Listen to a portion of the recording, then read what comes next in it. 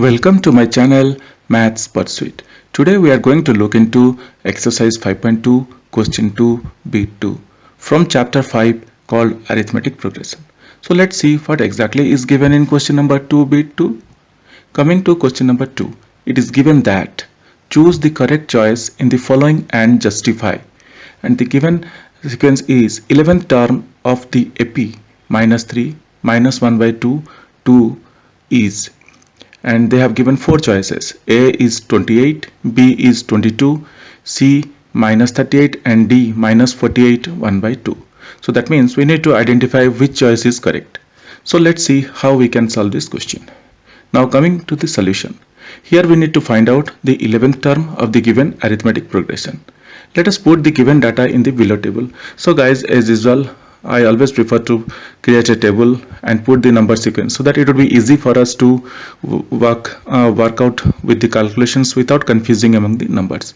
So naming first term to first cell, second term to second cell, third term to third cell, and one term I'm leaving it blank because we have got only three terms, three numbers they have given, and we need to find out the 11, and naming 11th term to the last cell.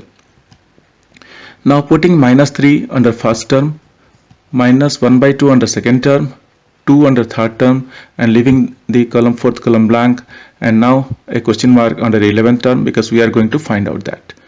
Similarly, naming A1 to first term, A2 to second term, A3 to third term, and leaving blank the fourth cell, and A11 to 11th term. We need to find out the common difference D for any of the consecutive numbers from the above table. As they have already told that this number sequence is an arithmetic progression, so we can find out the consecutive the common difference from any of the consecutive numbers. Any of the means like third term minus second term or second term minus first term. Yeah, you can take any of these two things.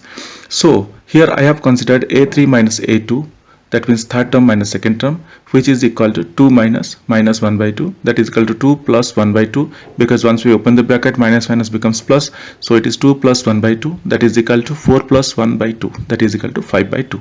Therefore we got the common difference as 5 by 2.